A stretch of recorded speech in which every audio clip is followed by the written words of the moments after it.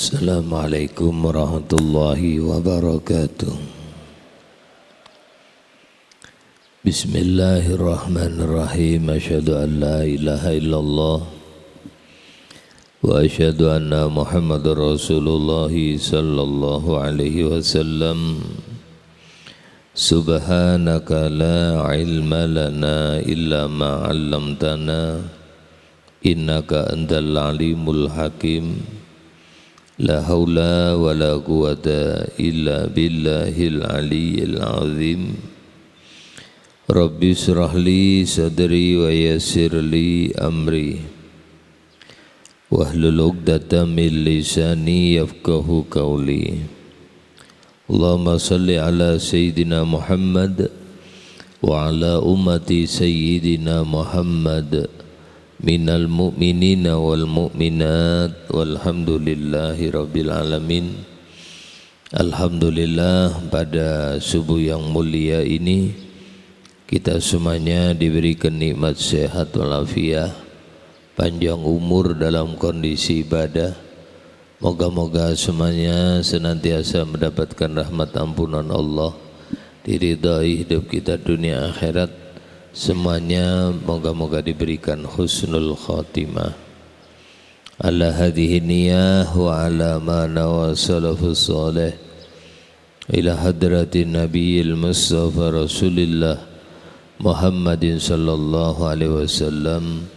Syaulillalamul Fatihah. Bismillahirrahmanirrahim. Melanjutkan keterangan yang lalu tentang kewajiban kita berbakti kepada ibu dan bapak. Allah terangkan wa qadha rabbuka alla ta'budu illa iyyah. Dan telah Allah tetapkan jangan kalian menyembah sesuatu kecuali hanya menyembah kepada Allah. Ya, mentauhidkan Allah. Tidak ada yang boleh disembah kecuali hanya menyembah Allah. Selain itu tidak sah.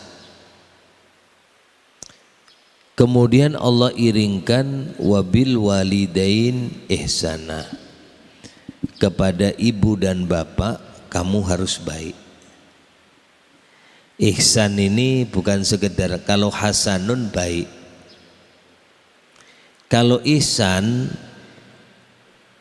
itu semaksimal mungkin tetap baik, walaupun maaf orang tua tidak baik. Ya apa-apa tetap baik. Walaupun kondisi orang tua kita bagaimanapun. Orang tua tidak sholat umpamanya, orang tua kita banyak maksiat umpamanya, tetap anak wajib bakti sama orang tua selagi orang tua tidak menyuruh untuk durhaka kepada Allah. Kalau orang tua maaf akhlaknya kurang bagus, ibadahnya kurang bagus, jangankan ibadahnya kurang bagus, sekalipun kafir orang tuanya, tetap anak bakti sama orang tua. Tetap baik, ngomong harus lembut sama orang tua. Tidak boleh kasar, tidak boleh melawan, walaupun orang tuanya kafir. Kecuali orang tuanya menyuruh berbuat durhaka. Jangan sembah Allah, kita tidak boleh nurut. Tidak usah sholat, kita juga tidak boleh nurut. Tetap sholat. Karena perintahnya itu bertentangan dengan agama. La ta'ata li makhlukin li maksiatil khaliq. Tidak boleh kita nurut sama makhluk untuk berbuat durhaka kepada sang pencipta, yaitu Allah. Kalau sekedar disuruh-suruh yang lain, wajib anak taat. Sekalipun maaf sampean sedang berbuat amal soleh, contoh sampean sholat sunnah, sampean lagi puasa Senin Kemis, itu kan sunnah semuanya. Tiba-tiba ibunya ngomong, nak sini kamu, nggih mak, Mama tolong nanda enak makan, mama kepingin makan sama kamu nak. Sampean puasa. Selagi itu bukan sholat puasa fardu, selagi itu bukan puasa nazar, selagi itu bukan puasa qadha, itu yang wajib. Puasa nazar hukumnya wajib, kalau qadha Ramadan itu pun wajib, kalau dia puasa Ramadan itu pun wajib. Selagi puasa sunnah Senin Kemis atau puasa tengah bulan, terus ibunya ngomong, nak mama ini ndak enak makan, mama kepingin makan sama kamu nak. Sampean puasa, mending puasa sampean batalkan. Layanin orang tua, makan bareng sama orang tua, senangkan hati orang tua, bahagiakan orang tua. Sebab perintahnya orang tua itu wajib, sementara sampean puasanya puasa sunnah. Ini kalau orang ngerti gitu Pak, perintah guru kadang-kadang gitu. Dulu ada seorang Habib Hud Al-Attas Jakarta, itu ada seorang murid datang sama beliau itu sedang makan, diajak muridnya makan. Belum waktu itu saya makan di rumahnya Habib Ali, saya datang ke Habib Ali lagi puasa saya. Habib Ali ngajakin makan, ayo makan, saya puasa Habib, ayo makan sama saya. Enggak apa-apa, akhirnya ikut makan karena beliau guru saya. Setelah makan puas, dia cerita, dulu ada di Jakarta itu Habib Hud Al-Attas itu punya muridnya diajak makan, alasannya puasa terus, puasa sunnah.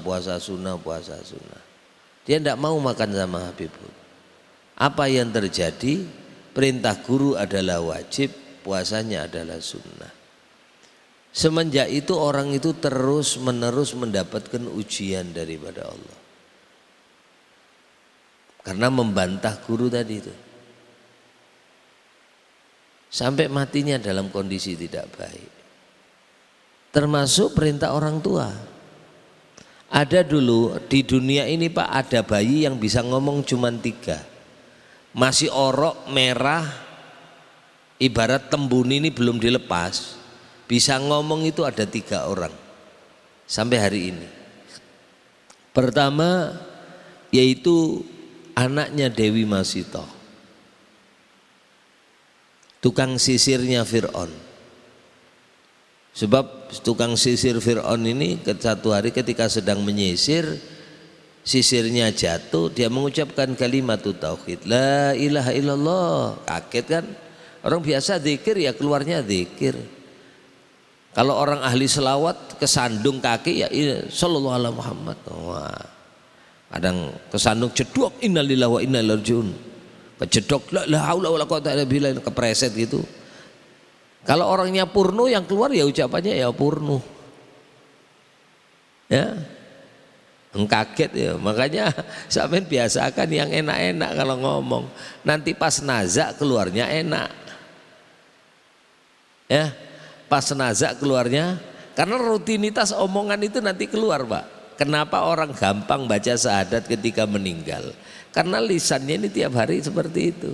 Kenapa orang pas meninggal lagi baca Quran? Karena hari-hari dia jalannya yaitu. Supir taksi kenapa lebih cepat sampai ke Balikpapan dibanding supir biasa? Sampai ke Balikpapan berapa? Saya 3 jam. Oh, saya biasa 1,5 jam itu biasa saya. Loh kok cepet? Karena orang itu supir taksi, mana yang lobak dia tahu, mana yang bisa nyalep walaupun susun-susun mobil banyak dia nyalep berani. Kenapa? Orang udah biasa sudah. Nanti kalau salep papasan saya ke sini karena sudah rutin. Orang ahli zikir tadi nanti mati karena sudah terbiasa, nanti gampang keluarnya. La ilaha illallah, plek mati. Biasanya seperti itu. Jatuh sisir dia teriak la ilaha illallah. Tanya Fir'aun, ada Tuhan selain aku? Ada. Siapa? Tuhanmu dan Tuhannya Nabi Musa alaihissalam. Wah, berarti ada Tuhan selain aku. Hukum Masuk kuali, kualinya kayak gitu, gede, mendidih. Begitu dia mau dijatuhkan ragu dia, ya Allah, sebegini kerasnya kah siksaan seperti ini yang dilakukan Fir'aun. Gemeter milih ini, selamat apa enggak, selamat apa enggak. Tiba-tiba anaknya ngomong, ibu laksanakan, istaqimi, lurus istiqomah. Surganya Allah telah disediakan untuk engkau. Tadinya ragu, begitu bayinya ngomong, mantep. Ya nak, melangkah, ceburkan dirinya, biar. Begitu mau jatuh, dicabut nyawanya sama malaikat, mati, nyemplung dan tidak ada nyawanya sudah. Matinya mati enak. Satu bayinya Dewi Masito. Dua Nabi Isa alaihissalam. Nabi Isa itu ngomong ketika masih Tembuni masih ada di sini. Kenapa Nabi Isa alaihissalam ngomong? Ya, karena ibunya dicaci maki oleh Bani Israel. Makanat ummuki baghiya, Maryam, dasar kamu ini pelacur, hamil tidak ada suami. Makanat ummuki baghiya, ibu-ibumu datuk-datukmu dulu sampai ke atas tidak ada yang pelacur itu. Makanat ummuki baghiya. Tapi kata Allah, Maryam, nanti ketika kau mau melahirkan kau puasa. Puasanya jangan usah ngomong. Kalau kamu lapar cukup, ya. Wa huzi ila jid'in nakhlati tusakit alaik. Kalau kau lapar cukup, maaf, kurma itu kau gerakkan gini aja, maka akan guguranlah kurma-kurma yang basah. Logika Pak. Kalau itu tidak dapat pertolongan Allah, masak kurma digoyang gini tok jatuh. Yang goyang orang perempuan lagi. Sampean kira-kira pohon kelapa sampean goyang gini jatuh lah kelapanya. Kecuali Samson. Samson itu pun Nabi, Sam'un Al-Ghazi. Nabi Samson itu Pak, yang akhirnya menyebabkan turunnya ayat Inna anzalnahu fi lailatil qadar. Cuman bahasanya Samson, aslinya namanya Sam'un Al-Ghazi, yang ibadah selama 1000 bulan, perang di jalan Allah. Cuman kalah dengan ibadah sampean semalam pada malam Lailatul Qadar. Lalu lalang orang Yahudi itu, pelacur, hamil, tidak pakai suami, diem aja. Oh sakit hati Pak dibilang gitu Pak. Tapi Allah katakan puasa, tidak usah ngomong. Fa'asarat ilai, dia cuman isyarat sama bayinya, yaitu Nabi Isa. Ngomong sama anakku kamu, aku tidak boleh ngomong sama Allah. Karena ibunya dicaci maki, dikatakan pelacur, anaknya tidak terima. Allah kasih kelebihan Nabi Isa karena ibunya yang mau tirakat, ibunya yang mau riyadhah, walaupun sakit hati atas caci maki orang, tapi dia tetap ibadah kepada Allah. Akhirnya anaknya yang bisa ngomong. Siapa? Nabi Isa. Anak Abdullah. Bapak-bapak yang caci maki ibuku, taulah kamu, aku adalah hambanya Allah. Ini bayi masih merah. Anak Abdullah, atanial kitab, besok aku dikasih kitab sama Allah, yaitu Injil. Wa ja'alani nabiyan, besok aku jadi nabi. Wah, ngomong dia. Wa ja'alani mubarakan, Allah jadikan aku berkah. Ainama kuntu, dimanapun aku berada.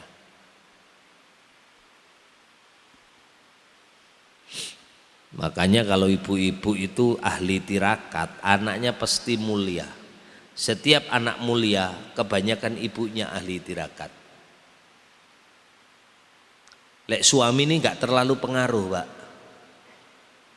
Suami ini enggak terlalu pengaruh, yang pengaruh itu ibu. Enggak percaya sampean punya anak pondokkan di mana aja. Maaf, sampean bapak-bapak kangen terus sama anak enggak terlalu pengaruh. Tapi begitu yang kangen itu ibu, anak ndak kerasan mondok. Karena dagingnya itu anak berasal dari air susu ibu. Lah ibu is ngomong, "Ai aku kangen sama anakku mondok," apalagi sampai nangis. Telepon tuh anaknya, "Aku pulang aja, Ma, aku ndak kerasan." Ibunya. Nabi Nuh orang soleh, masuk golongan ulul azmi. Nabi pilihan, nabi yang paling sabar, tapi maaf punya istri yang durhaka. Anaknya jadi durhaka. Nabi loh ini. Nabi Nuh itu ulul azmi, 5 nabi pilihan, Nabi Nuh, Nabi Ibrahim, ya, Nabi Musa, Nabi Isa, Nabi Muhammad sallallahu alaihi wasallam. Nabi pilihan. Ibarat Nabi Rasul 313 diayak disaring. Yang anu ini 5 ini. Yang paling hebat Nabi Muhammad. Nabi Nuh punya istri berani sama Nabi Nuh, durhaka sama Nabi Nuh, sama suaminya, durhaka sama Allah. Anaknya jadi durhaka sama orang tua. Disuruh naik kapal aja ndak mau, Pak. Ya bunayya irkam ma'ana wa la takum ma'al kafirin. Nak, naik kapal, naik kapal tok, ndak kemana-mana, naik kapal sama bapak. Qala sa'awi la jabalin ya'simuni minal ma'. Ndak, Pak, aku mau naik di atas gunung. Itu kalau orang tua sakit hati, Pak. Enak kita berangkat ke Balikpapan. Enggak, Pak, aku enggak berangkat, aku naik motor sendiri. Kenapa? Karena ibunya durhaka sama suami. Saya bilang sama ibu-ibu ya, kalau kepingin anaknya mulia, ibu yang memulai. Ahli zikir, ahli munajat, ahli sholawat, ahli istighfar, ahli sholat malam. Karena doanya ibu ini luar biasa. Siti Maryam tirakat enggak ngomong, dikasih kelebihan anaknya bisa ngomong waktu baru lahir, yaitu Nabi Isa alaihissalam. Yang ketiga, anak yang bisa ngomong waktu masih kecil, yaitu bayi di zaman Juret. Juret ini orang soleh, kalau doa sama Allah enggak ditolak. Ibarat doa gini, ya Allah turunkan hujan saat ini. Ini tangan belum turun, Mbak. Hujan itu sudah lebat. Pak Juret, tolong nah hujannya, mintakan sama Allah berhenti, banjir nah. Ya Allah, turun berhentikan hujan ini. Wakila ya ardu bla'i ma'aki wa ya sama aqli'i. Berhenti, yang atas berhenti, yang bawah nyerep tanah. Akhirnya jadi tidak becek, yang banjir sudah diserap tanah, yang di atas berhenti. Wakila ya ardu bla'i ma'aki wa ya sama'u aqli'i. Ini doanya ketika banjir Nabi Nuh alaihissalam. Yang langit suruh berhenti, yang bawah suruh nyerap. Wakila ayya ardubla'i ma'aki. Bumi telan tuh air. Waya sama akli. Berhenti langit, congkel tuh air hujan, jangan sampai keluar lagi. Yang sini berhenti, yang sini nyerap. Akhirnya tanah menjadi kering. Itu Juret kalau doa gini, Pak, kabul. Tapi subhanallah pada zaman dulu mungkin ya, Pak ya. Juret ini diuji oleh Allah, akhirnya timbul bayi yang bisa ngomong zaman Juret. Gara-gara Juret orang yang soleh, yang rajin ibadah, doanya makbul, dipanggil ibunya dia tidak menjawab. Sedang sholat Juret, dipanggil ibunya, Juret. Ibunya ndak ngerti kalau anaknya sholat. Juret menganggap sholat itu lebih baik dari panggilan ibunya karena sedang menghadap Allah. Ya bener lah alasannya, bodoh bener ya wis. Yang anak merasa bener, kenapa benernya? Karena sedang ibadah. Masa sedang sholat kok diputus gara-gara panggilan ibu? Kan bener pendapat dia. Subhanallah, ketika Juret ini dipanggil lagi oleh ibunya, Juret, dia tetap tidak dengar. Saya asik sholat, Juret tidak dengarkan juga. Juret 3 kali, Juret masih melanjutkan sholat. Tiba-tiba ibunya keceplosan ngomong, Juret, kamu tidak bakalan mati kecuali matamu akan melihat ya mumisat. Mumisat ini wanita pelacur. Kamu tidak mati nak kecuali kamu akan melihat pelacur. Karena Juret tidak kemana-mana pak. Tidak keluar, dia cukup di Saumiah. Cuman di persepen, tempat sepi, wiritan aja. Jadi tidak mau ketemu orang, sudah wiritan. Tapi ibunya ngomong, kamu tidak mati kecuali nanti ngelihat pelacur. Terjadi. Sumpahnya ibu, waliyadzubillah, moga-moga kita dijaga sama Allah ya. Ibu kita moga mendoakan kita, doanya semuanya adalah baik. Doanya semuanya baik. Makanya ibu-ibu hati-hati kalau ya punya anak, sejelek-jelek apapun anak sampean, seburuk-buruk apapun anak sampean, akhlaknya kah, ibadahnya kah, atau perlakuan anak kepada ibu, saya pesen rubah doa jelek kepada anak menjadi doa yang baik. Ya Allah, rahmati anakku ya Allah, padahal sampean sakit hati. Ya Allah, buka hati anak saya ya Allah, moga-moga jadi anak soleh. Karena doa sampean itu bisa merubah. La yarudul qadar illa doa. Tidak bisa ada yang merubah takdir kecuali doa. Bisa jadi doanya ibu seperti itu, anak yang maaf bikin jengkel hati orang tua, terus tiba-tiba karena doa sampean baik, anak dirubah baik oleh Allah. Sholat tidak pernah, ngobat tiap hari, kalau tidak ada duit marah-marah, barang diambil, kalau tidak maaf perhiasan orang tua diambilin, datang marah-marah, banting barang, orang tua sakit hati, rubah doanya jadi doa yang baik. Ya Allah, kuserahkan anakku kepada Engkau, Kaulah yang memiliki hati anakku ya Allah, jadikan ia penenang jiwaku, penghibur hatiku ya Allah, di waktu hidupku dan setelah matiku ya Allah. Siapa tahu nanti berubah. Ya,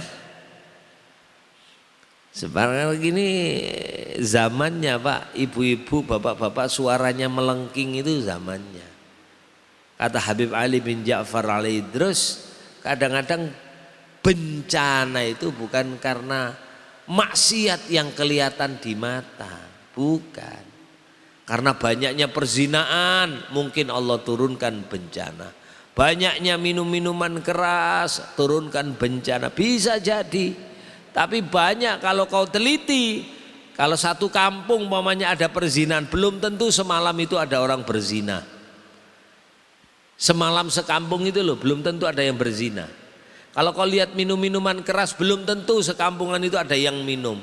Tapi kata Habib Ali bin Ja'far, beliau mengatakan kalau kamu melihat suara orang tua melengking, anak suara tinggi kepada orang tua, anak tidak mendengarkan omongan orang tua, bisa jadi di dalam tiap-tiap atap-atap rumah kalian di situ bersemayam anak-anak yang seperti itu. Itu yang menurunkan balaknya Allah. Maka yang menyangga doanya orang tua. Tengadahan, ya Allah jangan kau turunkan bala ya Allah kepada anak-anak saya, itu yang nyangga. Tapi kalau sudah doa itu dilepas sama orang tua, ambruk pokoknya. Juret ini kurang apa lagi, bantah sama orang tua ya ndak, melawan sama orang tua ya ndak, cuman kebetulan lagi sholat ndak jawab. ibunya ngomong terlaksana. Begitu ada pelacur hamil, dia ngomong, siapa yang menghamili kamu? Namanya ibunya ngomong gitu. Kau takkan mati kecuali melihat pelacur. Ternyata pelacur ngomong, aku dihamili oleh itu nah, yang biasa di dalam saumia itu tempat wiritan, gayanya aja wiritan. Nih hamilin aku nih katanya. Oh namanya orang-orang langsung aja saumianya dibakar, dirobohkan, rumah dirobohkan, diusir, mau dipancung, dihukum mati. Dasar pura-pura, jidatnya aja hitam, tapi ada pelacur diembat juga, nggak kena paha, buka sedikit, wah wis. Wah, akhirnya mau dibakar, rumah sudah dibakar, saumia udah roboh, tinggal eksekusi kematian. Tiba-tiba juret ngomong, mana anaknya? Itu noh, sini bawa sini anaknya. Saya kepingin tahu dia bapaknya itu siapa.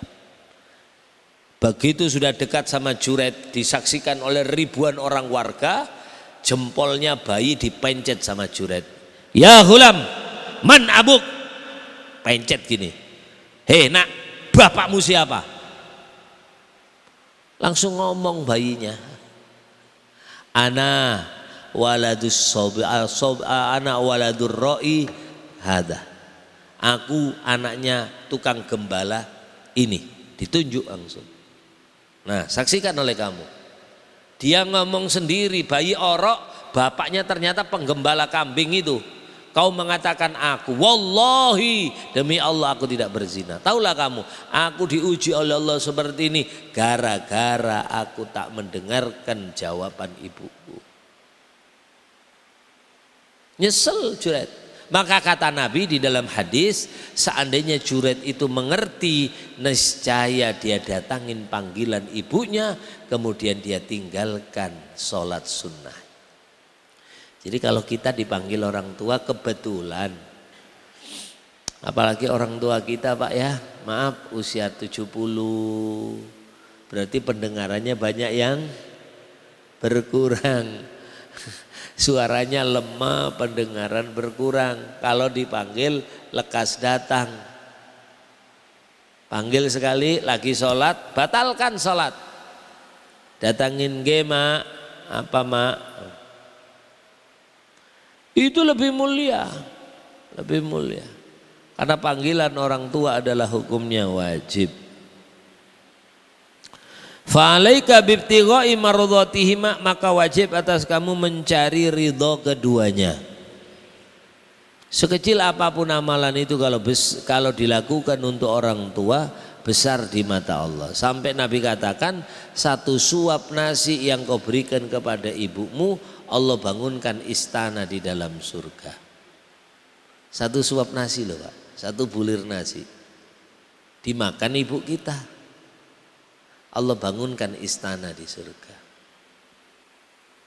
Kurang enak ya apa lagi sampai. Di dunia masih nyicil 15 tahun Pak Ay. Itu pun sempit ukurannya, ukuran 36. Nyicil berapa tahun? 15 tahun. Ini satu suap nasi langsung istana. Kepada siapa Nabi menyampaikan ini? Kepada seorang pemuda yang ingin mati syahid. Dia datang sama Rasulullah, dia membawa senjata, dia membawa parang, dia membawa tameng, dia membawa pakaian besi, dia ingin perang. Tanya Nabi, kau punya ibu? Iya ya Rasulullah, tidak usah ikut perang, pulang aja. Kau rawat ibumu, maka setiap suap nasi yang kau berikan kepadanya, Allah bangunkan istana. Makanya untung benar kalau sampai di rumah orang tua sampean ikut sampean, berarti kesempatan surganya banyak. Mandang orang tua, mencium tangan orang tua, ngomong sama orang tua, memandang wajah orang tua, melayani orang tua, mengobatkan orang tua secara langsung. Wamtiza malam yakun maksiatan, perintahnya kita turutin selagi bukan maksiat. Wajtina binahi malam yakun taatan wajibah. Ya, kita menjauhi keduanya, larangannya tidak berhubungan dengan taat yang wajib. Ya. Kalau taat wajib tidak boleh kita kalau sunnah aja tidak apa-apa. Saya ini Pak ya jujur ya, dulu sering gondrong ya. Sering gondrong saya. Tiap tahun saya potong setahun sekali. Itu bertahun-tahun saya. Mungkin ada 10 tahun, 15 tahun saya rambut panjang. Kalau istri saya ngomong, coba Mas jangan panjang rambutnya. Saya bilang, kalau saya tidur kamu potong rambut saya. Saya ngomong sama istri saya, kalau saya tidur kamu potong rambut saya. Tidak apa-apa, saya ridho. Tapi alhamdulillah tidak bisa motong. Waktu amaliyah itu, sedang amalan saya. Karena setiap hari itu ada yang dibaca. Begitu saya bilang, yang saya untuk rambut panjang cuma 2 orang. 1 guru saya, 2 ibu saya. Nah, sekarang sering gundul saya, kelakuannya gundul pendek terus. Kalau dulu mulai tahun berapa itu panjang terus saya. Mungkin katanya orang guru yang panjang rambutnya itu, memang gitu. Ibu saya ngomong ndak usah sudah selesai, ndak usah panjang rambut. Selesai saya ndak potong, ndak panjang rambut lagi sudah. Saya tiap tahun kan panjang rambut saya segini. Setahun baru dipotong. Untuk apa? Karena perintah orang tua tadi. Perintah orang tua. Wa isaru ma'ala nafsik. Kemudian kamu memilih perintah-perintah orang tua, kesenangan orang tua mengalahkan kesenangan kamu. Ya. Mau jalan nih sama anak sama istri, mau jalan, tiba-tiba ibunya ngomong, "Nak, antarkan aku silaturahim ke saudara saya." Wajib sampean, urusan sampean ditinggal, laksanakan perintah orang tua. Jangan Mak, saya mau jalan Mak. Sampean berangkat itu loh, orang tua sedih gini dok. Makanya ada satu cerita di negeri Baghdad. Itu ada orang rajin ibadah Pak, rajin ibadah. Tahun itu dia mau berangkat haji. Kata ibunya, "Jangan Nak, kamu kan sudah tiap tahun haji. Sekarang tahun ini kamu ndak usah haji. Mama ini sudah tua, kalau pisah sama kamu ndak tahan. Rindu betul aku sama kamu. Tapi tahun ini tolong kamu jangan haji." Tapi namanya kepingin haji Pak, berangkat aja. Setelah keluar dari kota Baghdad, dia menuju kota Mekah, dia diuji oleh Allah Subhanahu wa Ta'ala.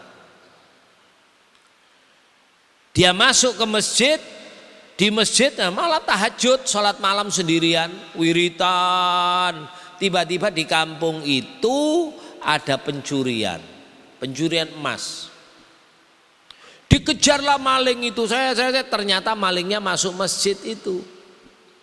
Masuk masjid, pintu sana, lari ke sana. Nah orang sudah ngejar ke sana. Nah ini pura masih sholat, orang tidak merasa dia mencuri.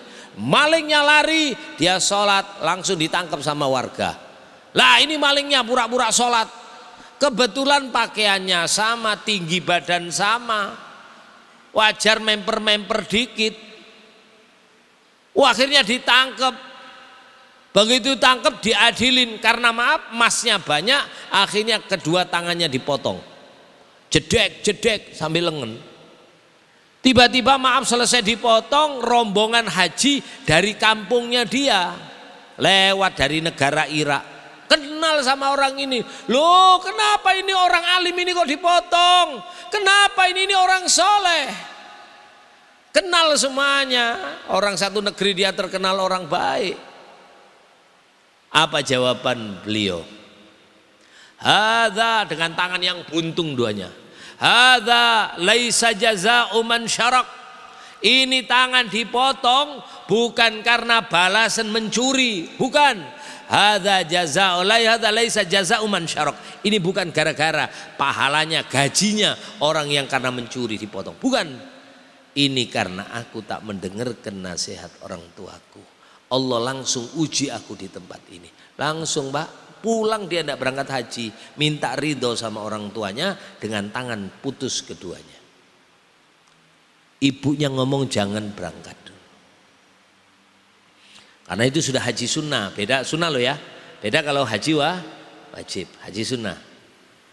Bitakdi muhimmatihima ala muhimmatika, kau dahulukan kepentingan-kepentingan kedua ibu bapamu mengalahkan kepentingan-kepentingan kamu. Nah, ini termasuk cara kita berbakti kepada kedua orang tua. Moga-moga kita termasuk anak yang berbakti kepada kedua orang tua kita. Anak-anak kita pun demikian diberikan rezeki oleh Allah bisa bakti kepada kedua orang tuanya. Al-Fatihah. Amin amin ya Allah rabbal alamin. Bismillahirrahmanirrahim. Muhammadur Rasulullah sallallahu alaihi wasallam. La ilaha illallah al-malikul haqqul Muhammadur Rasulullah amin. Allah manfa'na bima 'allamtana wa 'allimna bima yanfa'una. Ya Allah berikan manfaat ilmu yang telah kau ajarkan kepada kami dan ajarkanlah kepada kami ilmu yang bermanfaat untuk kehidupan kami baik dunia maupun akhirat. Alhamdulillah rabbil alamin. Allahumma ja'alna ya Allah ilman nafi'an mubarakan wa rizqan wasi'an halalan mubarakan wa amalan mutaqabbala wa ribatan mubarakan wa husnal khatimah. Alhamdulillah rabbil alamin. Allahumma ja'alna ilman nafi'an mubarakan wa rizqan wasi'an halalan mubarakan wa amalan mutaqabbala wa ribatan mubarakan wa husnal khatimah. Alhamdulillah rabbil alamin. Allahumma ja'alna ya Allah, Allahumma ja'alna ya Allah ilman nafi'an mubarakan wa rizqan wasi'an halalan mubarakan wa amalan mutaqabbalan wa ibadatan mubarakan. Allahumma ja'al makana wa ma hawlahu makanan mubarakan. Rabbana atina fid dunya hasanah fil akhirati hasanah wa qina adzaban nar. Rabbi hab li minas salihin, Rabbi hab minas salihin, Rabbi hab minas salihin.